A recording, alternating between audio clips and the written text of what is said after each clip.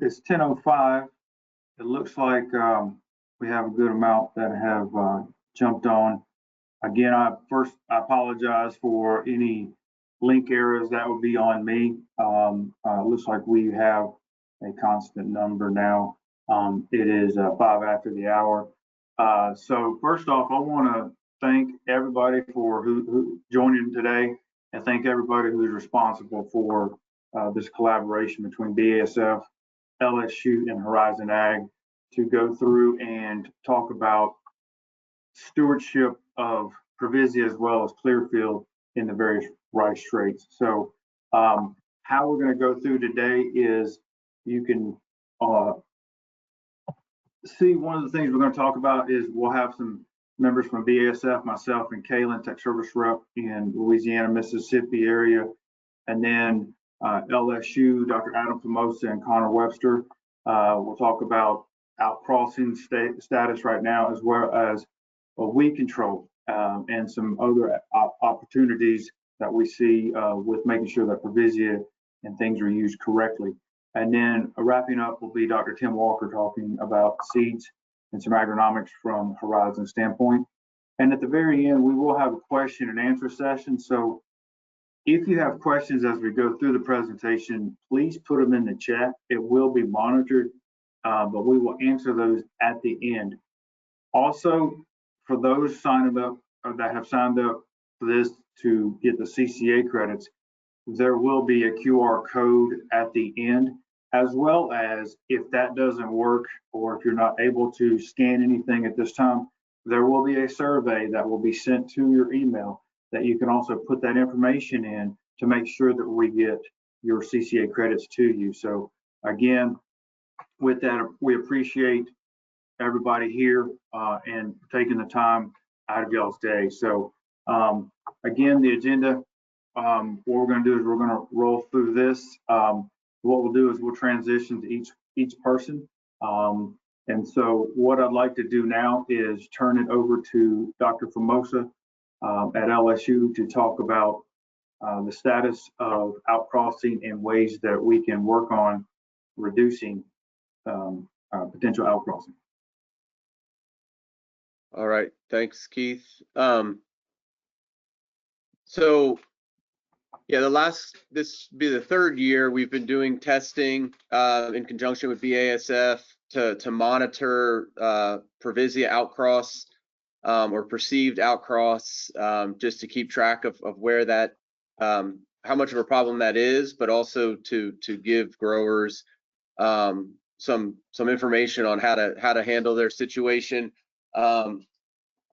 A lot of the outcross started, and Connor will probably talk about this, in I guess it would have been 2022 is where we really started seeing a concerning amount of outcross and confirmed where we tested it, and it did in fact have weedy characteristics and the Previsia trait.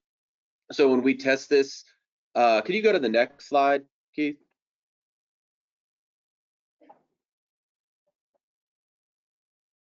Oh, sorry.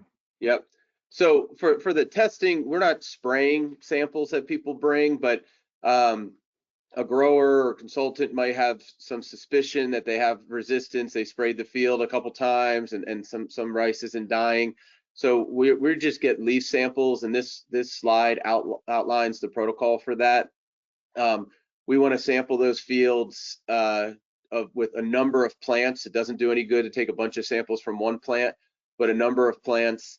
And we're testing on a DNA level of whether or not it contains the Previsia trait. And if it contains the trait, well, then it should be resistant.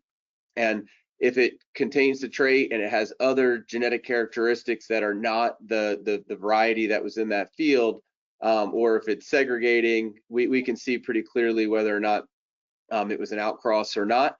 The important thing with that is it's to try to get as many samples as possible. We like to get usually somewhere like 50 to 100 from a field. That's not necessary to have that many to simply say whether or not you have resistance. But when you get to those numbers, we can get a pretty good estimate of whether or not it happened during the last crop, or it's one generation removed from the outcross, or it's multiple generations, just to kind of get a gauge from when that outcross occurred. But the leaf sampling is very forgiving as long as it doesn't get a bunch of mold on it. It's fine. So we typically say put it in a brown bag or an envelope that can breathe. Nothing real special needs to be done, and you want to get it here, you're pretty quickly, but it's not as finicky as you might think for DNA testing. It's pretty forgiving. There's instructions here. Send it. Dr. Bhadresh Shanjira is the one who conducts the trials and manages those activities in the DNA lab. So there's also a template of information that BASF wants to collect to maintain. So there's a template to fill out, very basic information of what was in the field, past history of the field, like whether or not it was crawfish last time. That's another thing we want to see, if we're seeing a more occurrence of this in after crawfish. And then the target variety, just general information of what it is, so we can track. So 22, we had what I think was kind of concerning amount, and we were really concerned in subsequent years it was going to just grow exponentially. But we had less than expected in 23, and I think again in 24 the numbers have kind of leveled off or dropped off from maybe what we had feared we were going to see. So in 2024. We had a total of 24 samples submitted, and some of those samples might be 2 fields from the same grower. But out of those 24 samples where folks suspected that there was some outcross, out of those 24, only 11 were confirmed. So those other 13 are typically that they probably herbicide application issue. So you test it. No, it doesn't have the Previsia trait. It should not have survived. If it doesn't have the Previsia trait, it really can't survive the herbicide. So it's probably more of an application thing. So more than half are issues, maybe more with application. And then of the 11 we tested, some of those were follow-ups where they confirmed the Previsia outcross a year before, and then they were asking, just confirming. So they're not all new cases per se. I think we had about 9 samples that I would say look to be new cases, fields that we weren't aware of. And out of those 9, we also test for whether or not they have the Clearfield trait. Most weedy rice down here now does have the Clearfield trait, so that's the problem. If it outcrosses Previsia, it has the resistance to both traits. But we did have 4 samples out of those 9 this year where the weedy rice had the Previsia trait but did not have the Clearfield trait, and those were cases where people went into ground that hadn't been in rice for many years, and so that weedy rice was still in the soil, but it never acquired the Clearfield trait. So this is the information we can provide back to say, yeah, you have Previsia resistance, but this is a field where Clearfield will work. And then the cases where the weedy rice has both traits, we say, nope, neither of those traits will work. You're going to have to try something else. So it helps give the grower some ideas of what to grow and what management strategies to deploy. So that's all I have as an overview of where we are. But I think, where we were a couple years ago, I think we're at least my expectations were the numbers have not gone up as much as maybe we had feared we would see. And the contact information's here. So if you have samples, you can reach out to us, send them to us, and then we would just need you to fill out that form. And usually takes about a week to get that all run and back. Sometimes it's less, but we'd like to have at least a week to fit it in around all the other things, and to try to bulk these jobs together. Actually, another thing I want to say is it's a lot easier to run 5 samples at once than to run 5 samples at 5 different times. That makes it a lot more efficient and a lot more cost effective for everyone. So if you have a bunch of samples, it's best to just send them all at once than to send them one at a time. So that's all I have. Be happy to take questions or any comments, suggestions during the Q&A. So thank you. Thank you, Adam. Next, we will turn it over to Kaylin to talk about Clearfield best management and stewardship. Kaylin? Thanks, Keith. So I'm really sorry, but I can't get my camera to turn on, so you're just gonna have to listen to me without seeing me. But today I want to cover the Clearfield technology. So this was the first technology that BASF came out with. So some of y'all might be familiar with it, but just wanted to go over some best management practices specifically for Clearfield. So the first thing that you want to make sure to do is getting that weedy rice seed bank under control, because this seed bank can produce seed throughout the season and for a long period of time, and you know, kind of ties in directly to what Adam was talking about with you know, we having these outcrosses and not being able to control the rice in the future with these chemistries, you know, if it becomes tolerant to our chemistries. So spray volume is going to be very important. We recommend at least 10 gallons per acre, and that's for ground and air. I know aerial applicators don't always want to put out 10 gallons per acre because that's a lot, but even if we can get that up into the 5 to 8 range, that would be great. Another thing is making sure that you're starting clean. We want to make sure we're setting our chemistries up for success, which starts with making sure that it is clean with, you know, burn down and also tillage.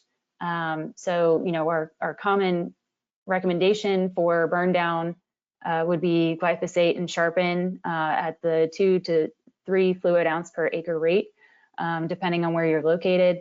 Another great option is to throw command and sharpen together for a pre-option behind the planter. One thing to keep in mind whenever you are going out with these applications is that you don't want to be using either ALS or IMI herbicides in your burn down applications. And the reason for that is because you are already going to be using those specific modes of action whenever you are in season. So from a resistance management standpoint, we don't want to be throwing out more ALS and IMI chemistries in our burn down and then coming back later in the season with those same chemistries. In addition to that, making sure that we're using a product that has broad spectrum control whenever we're thinking about controlling those grasses and broadleafs early in the season. Also make sure to use glyphosate in the tank. And another great option is Prowl H2O, which is a residual herbicide, and that's going to be a delayed pre-application timing, and that will help to increase your grass control and help to keep it clean longer before you have to come back and get into the field. So next, I wanted to just talk about some management practices. So one of the main things is crop rotation. So we want to make sure that we're not planting Clearfield rice in consecutive years. So making sure that we're alternating to either Roundup Ready soybeans or corn or you know, any other crop that you would like to do. And the other thing to keep in mind is that, once again, from a resistance management standpoint, we want to make sure that we're using an alternative herbicide mode of action for that red rice control. So staying away from those ALS chemistries. In addition to that, making sure that you're putting a residual herbicide out in that crop rotation, so that non-Clearfield following your Clearfield rice. And we want to make sure that we're using these residuals mainly because we're trying to hold back and prevent that Clearfield volunteer rice from going to seed. So that is the main reason for that. So make sure that whenever you're going out and putting out these chemistries, that you are pulling back that canopy or making sure you're making those applications before canopy closure, because at the end of the season, if you're going out there and pulling back the canopy, you might see all this volunteer rice that came through, you know, that you weren't able to control. So that's why we suggest making sure that you're putting out that residual herbicide in season. And also making sure that you're not using that an ALS herbicide whenever you're in a different crop from resistance management standpoint. And also wanted to talk a little bit about crawfish, because, you know, down here in Louisiana, you know, that's what we are known for. So making sure that whenever you are going into crawfish, you're planting a non-clear field rice in your crawfish fields.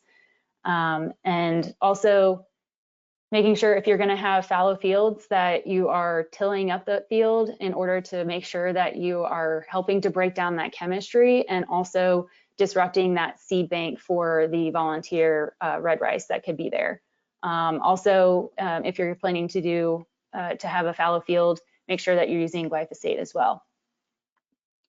Also, make sure, once again, you don't let it go to seed in either fallow or crawfish fields, or if you have any other crop, because we want to maintain this technology for as long as we can. Another thing is whenever possible, make sure that you're able to cultivate and get in that field, regardless of what you're using in your herbicide program. And then finally, just wanted to leave you with an overview slide of our different chemistries that we have in our Clearfield technology. And just keep in mind that we do have Beyond and Beyond Extra out there. However, they're both the same active ingredient and the same active ingredient loading. So Beyond and Beyond Extra are also great options whenever you're thinking about your Clearfield technologies. And with that, I will turn it over to Keith to talk about Pervisia stewardship. Great. Thank you, Kaylin. Again, a lot of the things that Kaylin just mentioned are very similar to what we're going to be talking about in the Pervisia system. So some of these slides I'll kind of go through maybe a little bit quicker. Again, the biggest thing we're trying to hit home is we need to start clean. And this is a fact, whether it's in rice or soybeans or whatever crop you have, we know resistance occurs when you get that post shot. So the best thing we can do is start clean. Again, we went through some of the different options that you can try from a burn down situation. Now, when we're turning our attention to Pervisia, one of the things, instead of ALS, trying to avoid ALS chemistries is trying to avoid ACCH or graminicides, if you will, things like clethodim, as an example. Trying to eliminate those, again, it's just one less time that weedy rice is going to get a chance to see that, prolonging the life of Pervisia.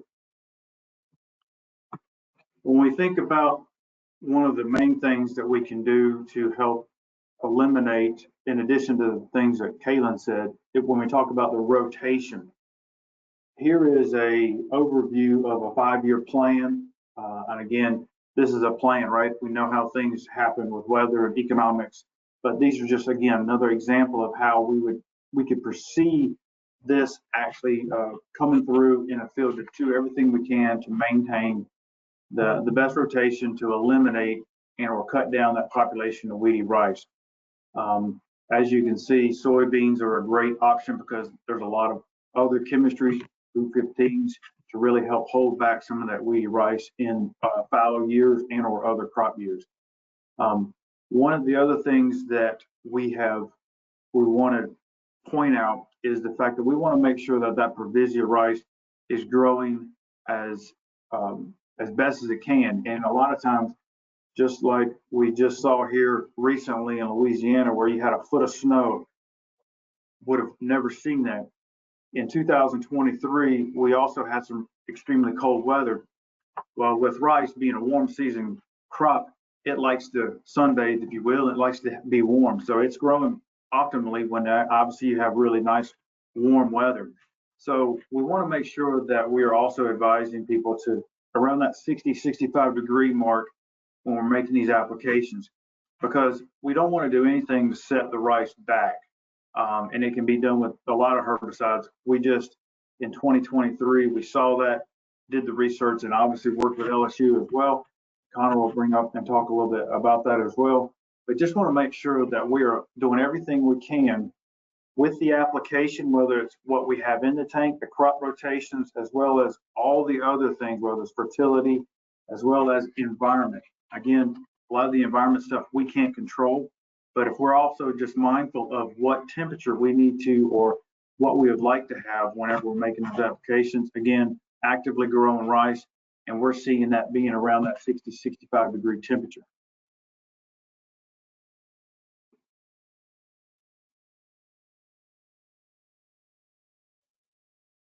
Next, again, kind of an overview and of bringing us kind of back home to everything, making sure that when we put things in a tank, that we're maximizing our dollars as far as our level of control. So that's going to be the proper adjuvant, the proper GPA, making sure we're applying it at the right time. Again, actively growing rice, that 60-degree temperature we see, waiting for that Provisia rice again to be actively growing. We don't want to have anything to set that back. One of the things that we have been able to do over the last 2 or 3 years, and there's advantages, especially in Louisiana where you ratoon the rice, you see that we have this option of 2 or 3 applications. The thing about the 3 applications is you have a lighter load. We're still getting the efficacy. You're putting less stress in case that environmental factor that we can't control comes in. That 10-ounce rate is not going to cause a lot of problems compared to somebody going out with a little bit higher rate early and it's under that environmental stress. Again, we're seeing that be very effective. The research shows that. And so what that reduced rate, say, of 10 to 11 ounces early allows you for the additional use up to 31 ounces total in a year to come back as a follow-up. Once that is done, say for your regular season, when you go into a ratoon crop, you still have 10 or 11 ounces, depending on what's used in the season, to use in your ratoon crop. And that's a great advantage because, again, that's just doing another option to set that weedy rice back in or eliminate it. Different modes of action and utilizing tank mixes in the first application, and then obviously having Provisia by itself in one of those applications. As you'll see, Connor will show some of the, again, a lot of things we're trying to put in the tank to try to maximize that application across the field. And a lot of things work fine with it, but then a lot of things will also potentially antagonize or bring down the level of control that you might see with Provisia, which then would lead to increase in tolerance to that weedy rice and or whatever, barnyard grass, what have you, in that field. So again, making sure that we understand the best things that we can put in the tank. We're using the right GPA, we're using the right adjuvants, and doing it when the rice is actively growing.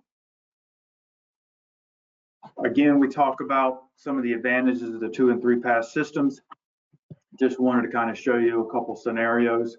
We've talked about, you know, these scenarios. Again, the ratoon crops giving you a little bit longer time. If for some reason you have a huge bigger field and it just takes you a little bit longer to get that water across the field, and you maybe have a flush. Well, here's another option that you can go out there with an application, get some of those emerged weedy rice plants.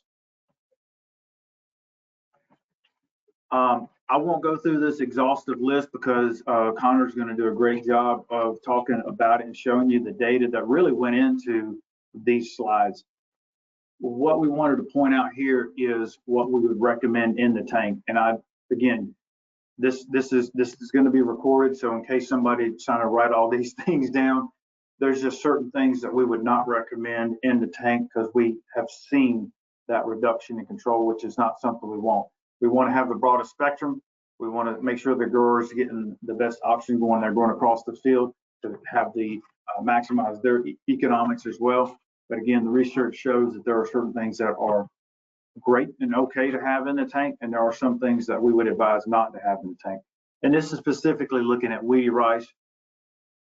And the only thing changed here, you don't see a lot of the products change, but if you look in that header, the only thing that changed from weedy rice was barnyard grass. So again, you see a lot of the things that we need to just make sure that we make sure we have the right tank mix products. So boiling all that down, really, these are the things that we would not recommend in a tank mixture. If you choose to put them in, that's totally up to you all.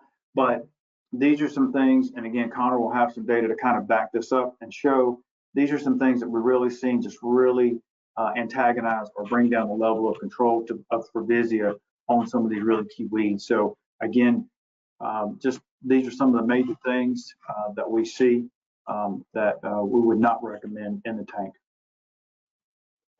And again, like previously before with the clear field, here's just a schematic of how we could envision Provisia being used. And again, you have a lot of opportunity, even again, like in a ratoon crop in Louisiana. Best practices, we've talked about this again, rotation, as well as, potentially utilizing the 3-shot application has been really, really good. And also will alleviate in case you have some abnormal weather. Again, whether it's Clearfield or Previsia, bringing this all back together before I hand it off to Connor, proper GPA, proper adjuvants, actively growing weeds and rice, as well as multiple modes of action. First application, it'd be ideal to have a residual in there. It's only going to help when you think about that extended length of control. And then again, as we probably hammered home the point of just making sure we understand what's in the tank and that we're not using antagonizing tank mixtures. Again, do everything we can, whether it's chemical, non-chemical, roguing, what have you, hand pulling. Again, same thing we do in soybeans for pigweed and water hemp. If you see it, please get rid of it, however that can be done. These are just some different options. Obviously, water management is a huge key for us, and just doing anything we can to destroy or not let that weedy rice go to seed. So with that, I'd like to now turn it over to Dr. Webster from LSU to talk a little bit about weed control and rice crop response.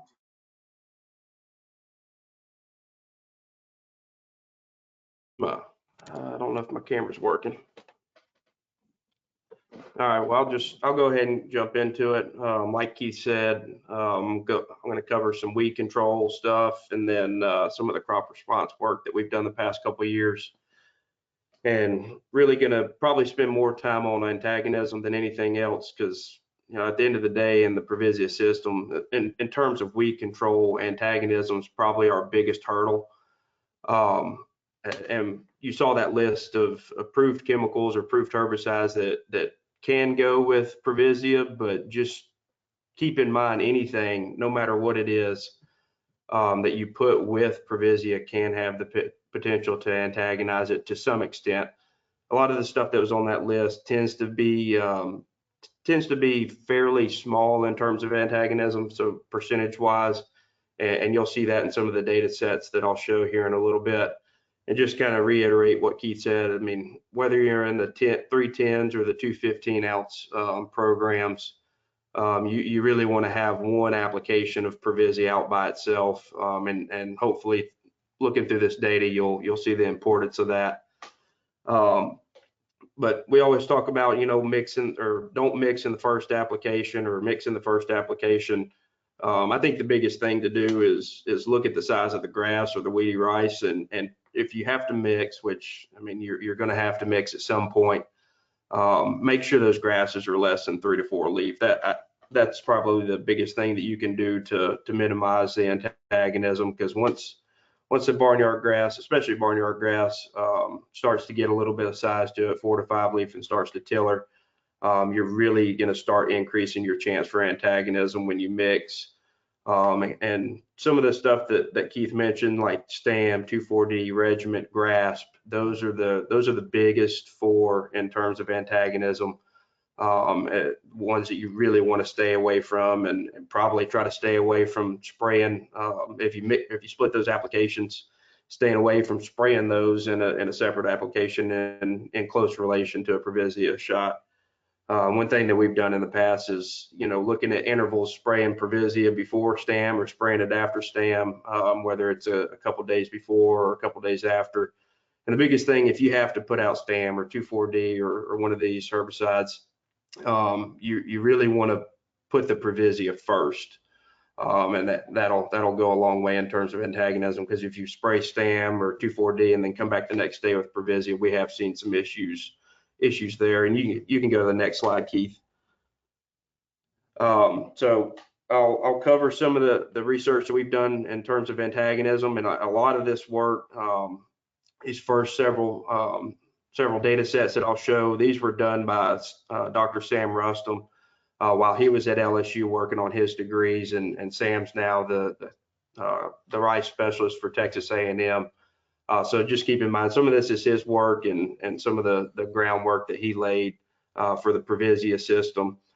So just to kind of set these tables up for you, on the y-axis we have percent control. On the x-axis we have either Previsia on the far left-hand side by itself, or Previsia mixed with either Londax, Regiment, Permit, Strata, and so forth. So the way we did these trials is we broke them up into different modes of action. So this first data set will be for ALS inhibiting herbicides. We've got a lot of our sulfonylureas, as well as things like Regiment and Grasp. And then we rated separately weedy rice, barnyard grass, and then I'll show a couple of pictures of how we had these plots laid out for different weedy rice populations. So each bar, each two-tone bar would be the Previsia mixed with one of these ALSs. And the full length of the bar, encompassing both shades of purple, would be the expected control based on each of these herbicides applied alone, whereas the dark purple portion of the bar would be the Previsia mixed with each one of these and what we actually saw. So the light purple would be the reduction in control with that mixture. So you see things like Londax, Permit, Strata, Strata Pro. Those aren't typically an issue, and those are things that we tend to recommend. Permit's probably one of the most mixed with Previsia, just because of the spectrum of control and how good it is on sedges and the minimal amount of antagonism that we see. But if you look at things like Regiment and Grasp and Grasp Extra, you really start to see that gap of antagonism start to show up. You're looking at 20-30% reduction in control from the Previsia on weedy rice. And then Keith, if you go to the next slide, you can really start to see these differences of barnyard grass. And this is something we've seen over the years that in terms of antagonism, you're going to have more antagonism on a barnyard grass population than you would on a weedy rice population, which is a good thing because we're really trying to target weedy rice. But barnyard grass can be just as bad of a problem if you get behind it and can't catch up to it. Tiller and barnyard grass is probably one of the hardest weeds to control in rice production. So you really want to pay attention to this antagonism. But overall, same trends that we saw with the weedy rice, things like Londax, Permit, Strata. Our sulfonylurea herbicides tend to not be as bad in terms of antagonism, but just keep in mind there is some level of a reduction in control when you're using these herbicides, even though you might not see it. It doesn't mean it's not there. And then you see those pretty drastic reductions or drastic antagonistic interactions with the Regiment and Grasp and Grasp Extra. So those are ones you really, really want to stay away from. All right, Keith, you can go to the next one. So this is just how in these studies is how we laid those plots out. So the 4 center rows, these were planted in Previsia. This is actually PVL01 when we did these trials, and then we seeded or put CL111 in the next rows on the outside, and then a hybrid 745 on the outer rows of the drill. And we did this to simulate a outcross weedy rice population, whether it was an inbred line that was a true outcross, or it was a hybrid coming back from the previous crop or the 2 previous crops. And that just represented our weedy rice populations. And then we had a natural stand of barnyard grass and a natural stand of weedy rice. And if we felt our weedy rice population wasn't where we wanted to be, we would overseed into these trials. So we always had a good population of red rice as well as weedy rice. You can go to the next one, Keith. So this is just a Previsia by itself, 28 days after we spray. You see those 4 or the 2 rows on the left and the 2 rows on the right of the CL111 and the hybrid 745. Those are gone. The Previsia took those out. And you can see that there's no barnyard grass or true red rice in these plots. And advance to the next one, Keith. And then you can see the Previsia and Grasp that we saw earlier with the barnyard grass antagonism. You know, we're dropping 80-90% antagonism or control with that mixture, and you can see it. That pretty much looks like our non-treated plots on research station in Crowley. Most of that in there is barnyard grass. You can't really see the clear field lines that we use to represent an outcross population, but there still was some there. But mainly you can see that barnyard grass in these plots. And then Previsia permit, a mixture that we often recommend. You can see we did a pretty good job on that outcross, simulated outcross population as well as the barnyard grass, but you do still have a couple grasses that we did miss in those plots. So that's why we always say to have at least one of these applications by itself. So you can, maybe if you did this on the first shot and you come back with the second one, you can clean up a lot of those antagonized weeds. And we did look at that in some separate trials where we did purposely antagonize weeds and then came back at different intervals, whether it was 7, 14, 21, 28 days, and tried to come back and clean up those antagonized weeds. And we didn't have any issues with a lot of the sulfonyl urea herbicides mixed with Previsia, but we did run into some issues with things like STAM, trying to come back at a later date and clean up those antagonized weeds. So keep that in mind. An antagonized weed sometimes can be more difficult to control than the initial weed. So once you have something like barnyard grass that you miss, it's really hard to catch back up to it and take it down. You can advance, Keith. So just sum up these studies with the ALS herbicides. You know, every one of these has the ability to antagonize Previsia at some point. Sometimes you see it with permit more so than others. Every now and then I'll get a call about antagonism with permit, but it's fairly rare. But you can probably go ahead and expect like a 5, 6, 7% reduction when you're putting permit with Previsia. But you really want to stay away from grasp and regiment.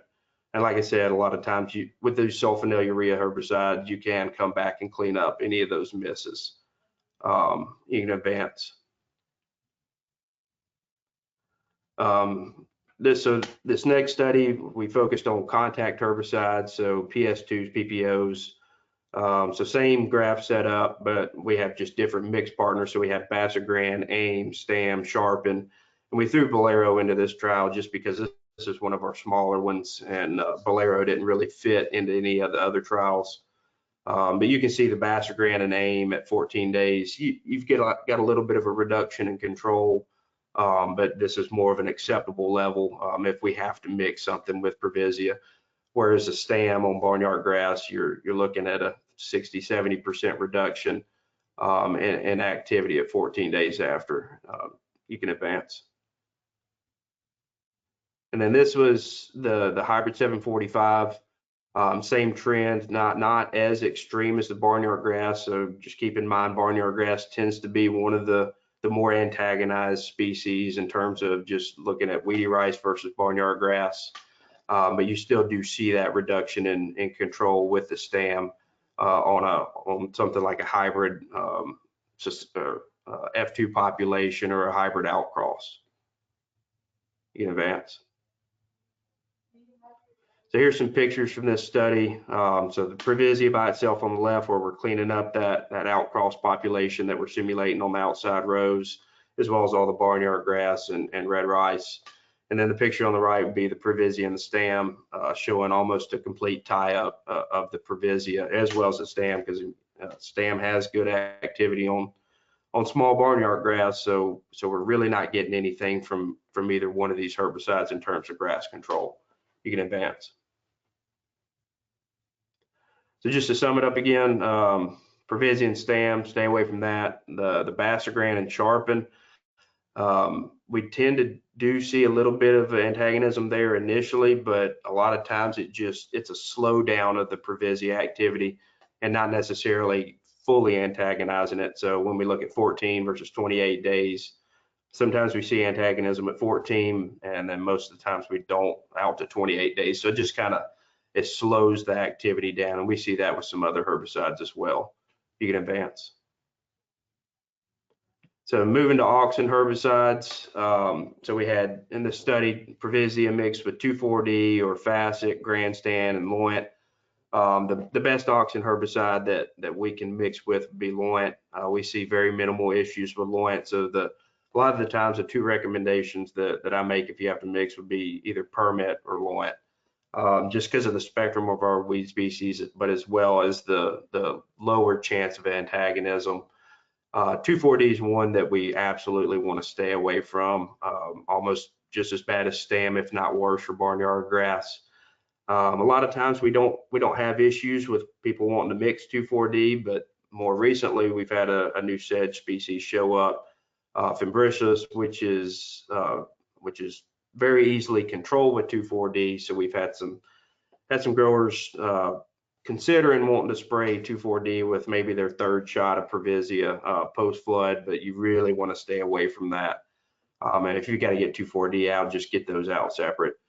Or get your Previsia out before flood, and then come back a couple weeks later with a 2,4-D once you're in that window of application.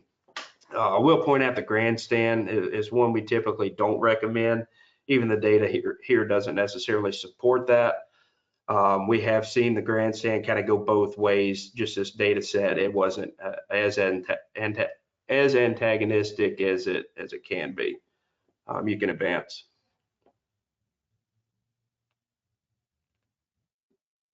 So same story as with the barnyard grass, or same story as with the other classes of herbicides. Barnyard grass is more antagonized than the weedy rice population, but you can still see that 2,4-D causing pretty significant levels of antagonism here for weedy rice. In advance.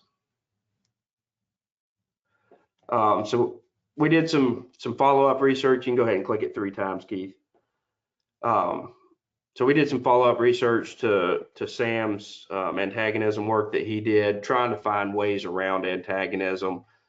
So we looked at different adjuvants. We looked at playing with rates, separating our ratio of rates. So I'll show some of that research here in the next couple slides. But back to the adjuvant study, we looked at MSOs, some silicon-based adjuvants, crop oils, higher load crop oils, and it's not a huge difference, but you can tend to get a little bit less antagonism when we're using a crop oil concentrate.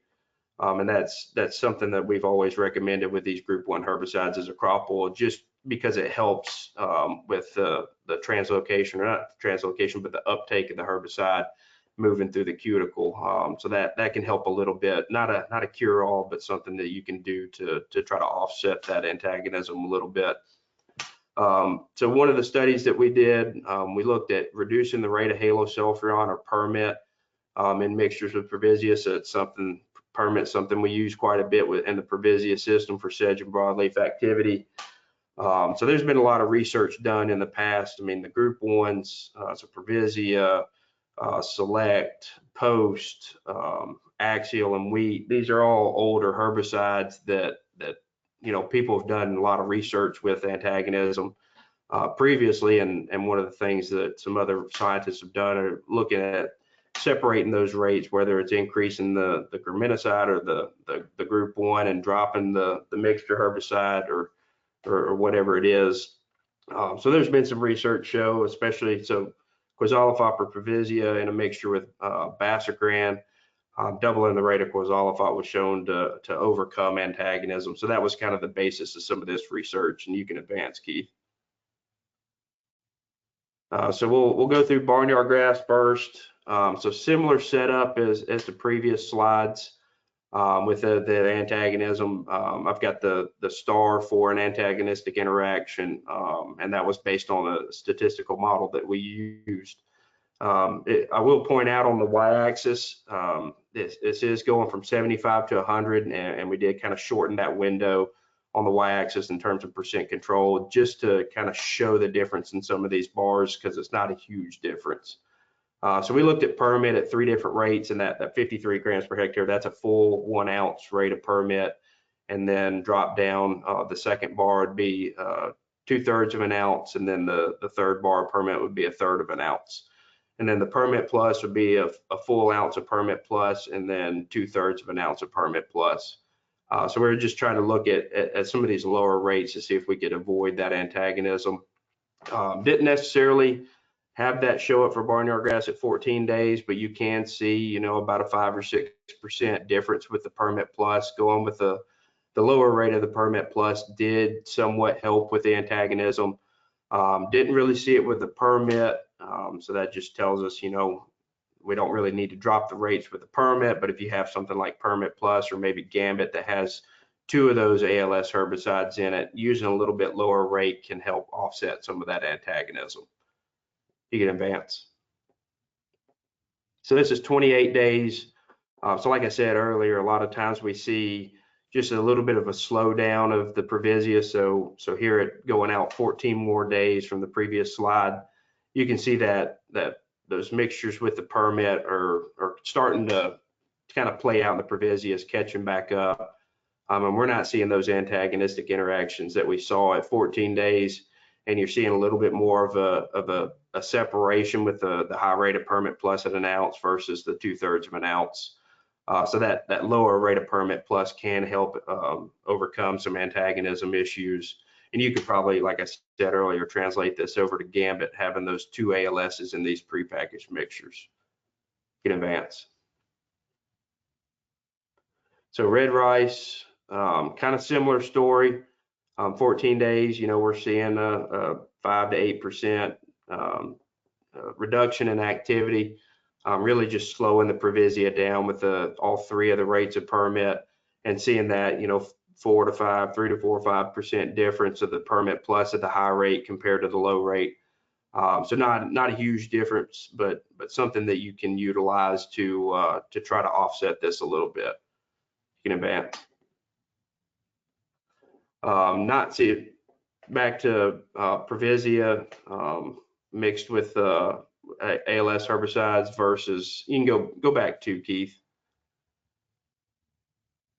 So red rice, not as big of an issue as with antagonism as the barnyard grass, but you still do see that little bit of a separation with the high and low rate of Permit Plus, but really not an issue with just straight permit. All right, you can advance too. So we'll move into some of the crop tolerance. So that was kind of the antagonism portion of the presentation. And we do this every year with a breeding project.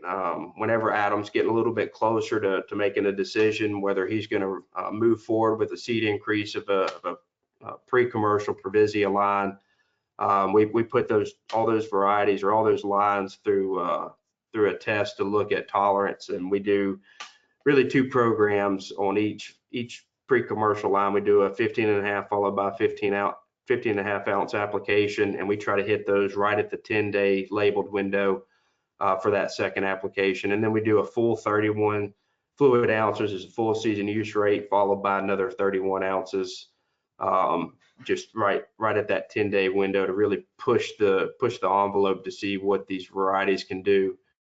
And you can advance.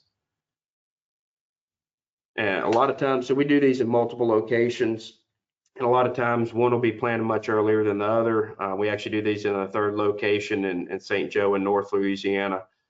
But in 23, like Keith said, where we had probably more issues than any other year in terms of injury in the Previsia system, our first location was planted on the South Farm in Crowley, and it was planted and sprayed.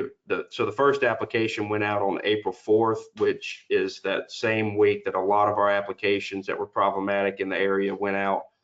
So we really lined that up with the industry. And then the second location was planted about a month later and sprayed a month later on May 15th. And if you look at that May 15th location on the North Farm, you know, using 15.5 ounces, less than 3% injury across all pre-commercial lines, 31 ounces, less than 8%. So really no issues with injury. It was hard to find any injury in these trials. But that's because we had an increase of 35% in solar radiation and an 11% increase in temperature. So if we back up and look at the South Farm study that was planted much earlier, with that 1X, a 15.5 ounce application, we saw an average injury of 21%, and then 31 ounces, we saw an average injury of 48%. So you got to keep in mind, we had some of these pre-commercial lines that were hit pretty hard, a lot harder than this 48% injury, and then some that held up a little bit better. But if you look at the graphs on the bottom, if you look at the bottom left, that tick mark on the bottom in the middle would be the day that we made our application. And then we're showing solar radiation before, except for a period of 7 days before application and then 7 days after. So that black line would represent the South Farm study where we had the injury issues, and the gray line would represent the North Farm study where we didn't have any injury issues. So you can see after that tick mark on the bottom in the center of the graph, after that you can see that dip in solar radiation where we went into a period of about 4 to 5 days of just overcast weather, didn't really see the sun. So those plants weren't actively growing after we made the application, weren't actively metabolizing the herbicide out. If you look at the temperature, we see kind of the same trend. After that application, it took a dive and really slowed the growth of those plants. So I've got some pictures in the next slide of the PVL03. So the non-treated would be on the left, 15.5 ounces in the middle, and Previsia at 31 ounces on the right. So the 15.5 ounce application, from this picture, you really can't see anything. The 31 ounce application, you can see that the rice is starting to thin a little bit. And then the next slide looks a little bit closer into those two plots. So the 15.5 ounce application on the left is just showing, a typical yellow flash that we see in this system, and it's purely cosmetic and not an issue. It's just something that, we really need to expect when we make these applications. And now if it's warm and you have good sunshine, you're not going to see this. But if it's a little bit cooler and you have some clouds, this is something you can definitely expect to see.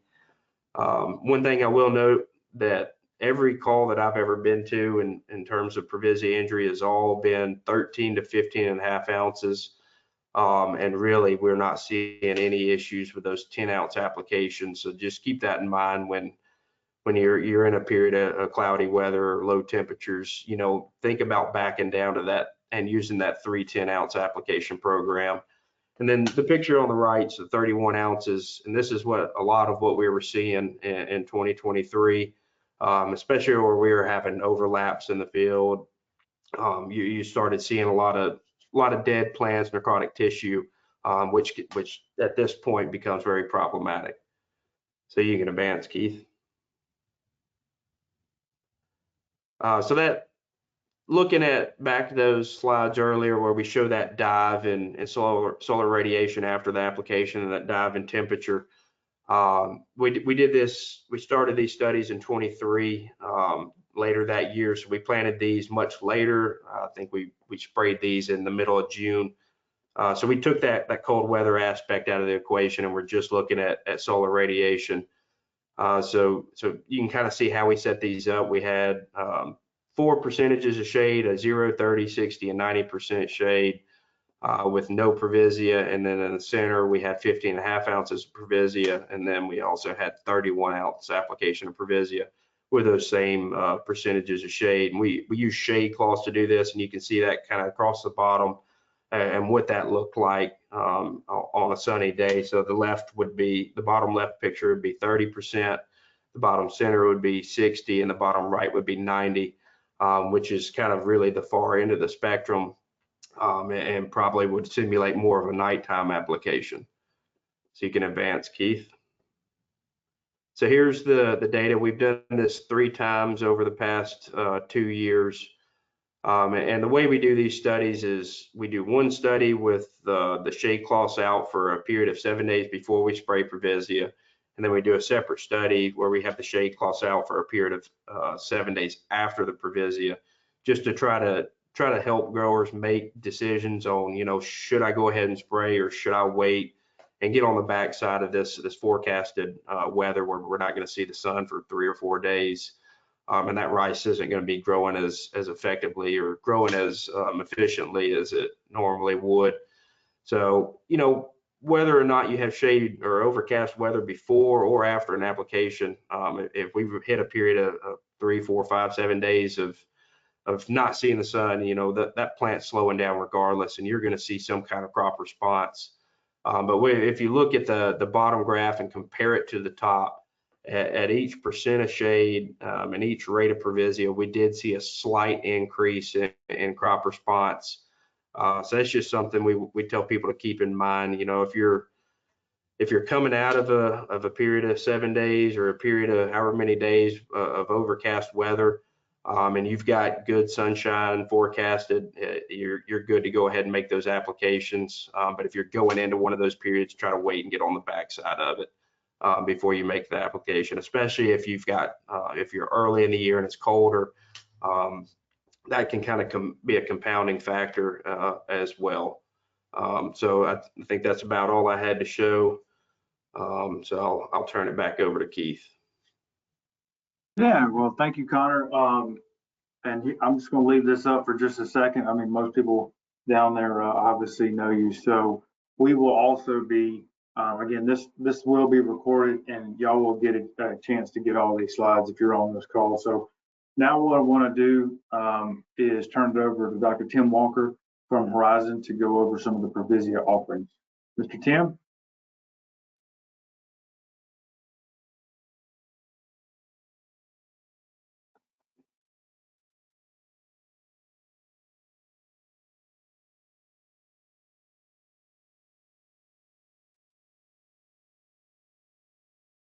Keith, I don't see that Tim is on.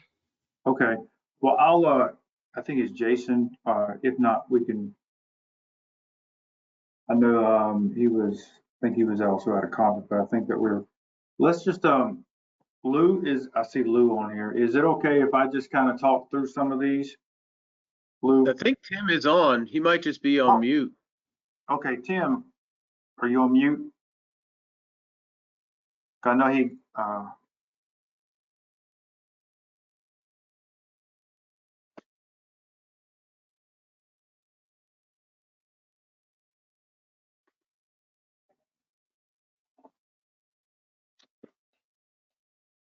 let's see.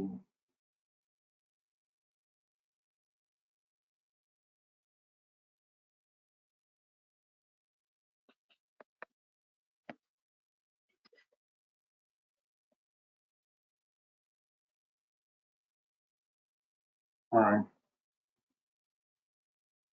Well, I don't necessarily see if Tim was able to. He says he's on, but it says he's muted by the organizer. So maybe someone needs to give him the permissions to talk. I don't see his name listed, so I'm unable to unmute him. I wonder if he logged in with another person's link. I see Lou.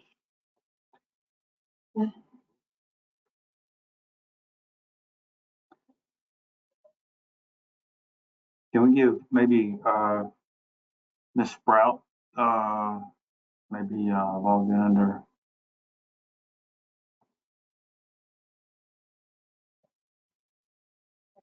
Huh.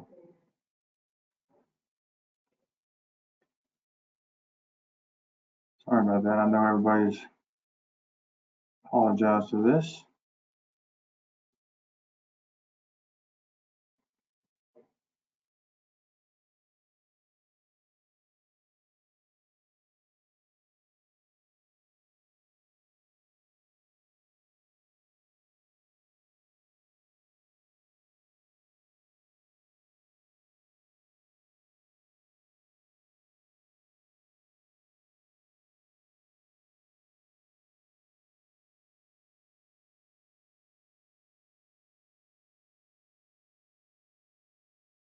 Can Jason, would you be able to talk to this one, Satterfield? Can we unmute Jason? There we go. I'm unmuted. Can you hear me? You mind talking through this one, Jason? That's fine. Yeah, I don't know what the slides are, but that's all good. If they work it out and get on, that's fine. But yeah, I can run through them. All right. All right. Go ahead, sir. Hear me? Yeah. Okay, Tim is here. Okay. Well, I've been on for an hour and something, so I'm surprised that I wasn't able to participate on mine, but we'll go ahead. So appreciate the opportunity to participate, and certainly a lot of work has gone on in launching the Previsia rice. 2025 will be the 8th year of commercial Previsia rice production. Our 2 varieties that will be planted are PVL03. Most of our PVL03 will be concentrated in the coastal area, Southwest Louisiana. We've had tremendous growth in PVL03.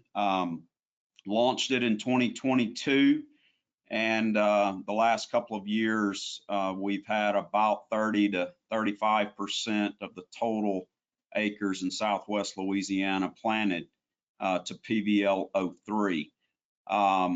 You know, this variety was certainly a stepwise change from the PVL01 and PVL02.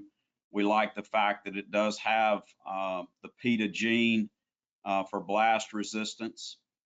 Certainly stands well, very good yield potential, especially when planted earlier in the planting window. The variety's also done a phenomenal job with ratoon production. We know that's extremely important in Southwest Louisiana.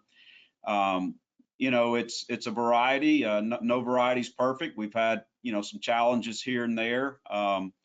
Cercospora, especially as it relates to the net blotch on the stems, is certainly something to be concerned about in those later planting windows. You know, I would just say that pay attention to LSU's recommendations, that this is an ongoing dialogue and effort to try to give the most up-to-date information on protecting from that disease. But we do know today the best way to protect against it is to start early in the season with this variety. And, you know, you get over into, you know, April planting windows, May planting windows, just know that that risk is there with this particular variety. You can move to the next slide. PVL04 was launched in 2024. It's a bit of a typo in this particular slide. We will have approximately 40,000 acres worth of seed in 2025. Most of this variety will be concentrated in the upper Delta. We've seen through the development process that PVL04 did not give us an advantage in the coastal area, but it did give us an advantage over PVL03 in the upper Delta. Very similar to PVL03 from the standpoint, it does contain the PETA gene for blast, excellent standability. We're going to manage these varieties very similarly. And again, just a word of caution, we don't know all there is to know on the stem Cercospora, but we certainly want to be proactive in being protective of that, plant it early, use a triazole fungicide in the early to mid reproductive growth stage. Next slide.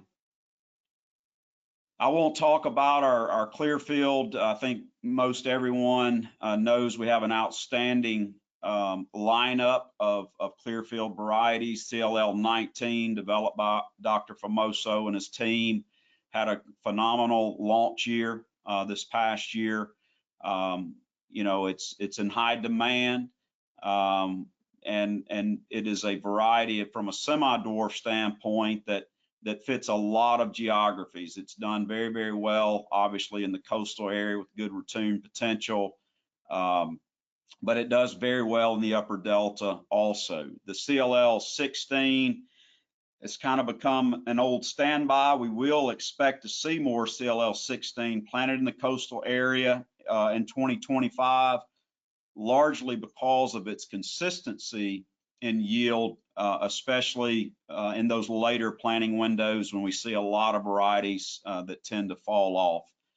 CLL 18 will be more concentrated in the upper Delta, very high performing variety. It does not have the PITA gene, so it's one that we have to be a bit concerned about if blast conditions are present. We did not see any incidences of blast last year, but all of our Clearfield varieties are extremely high performing, good milling quality, and we certainly look forward to the season. I know planting is right around the corner in Southwest Louisiana and possibly some in Texas. And we wish everyone the best of luck in 2025. There is a QR code there that should help you download our Horizon Ag app that gives fertilizer, seed rate, all sorts of information about our specific varieties. So with that, thank you and appreciate your patience.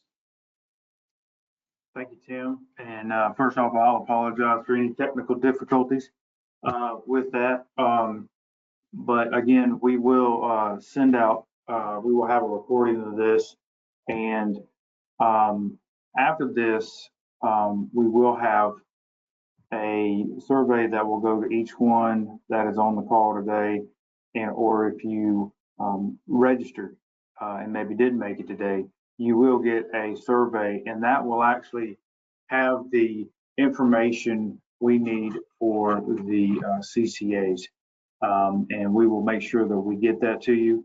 And if after a little bit of time you're not seeing that show up, then let us know. But we appreciate everybody. I don't see any questions in the chat from anybody right now. So what I'll do is just say thanks to everybody who's been a part of this, putting this together.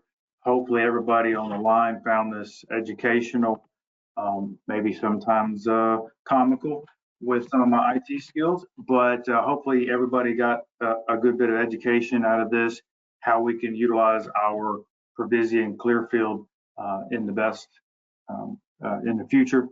And I think that if anybody has any questions, you're more than welcome to reach out to anybody on this call.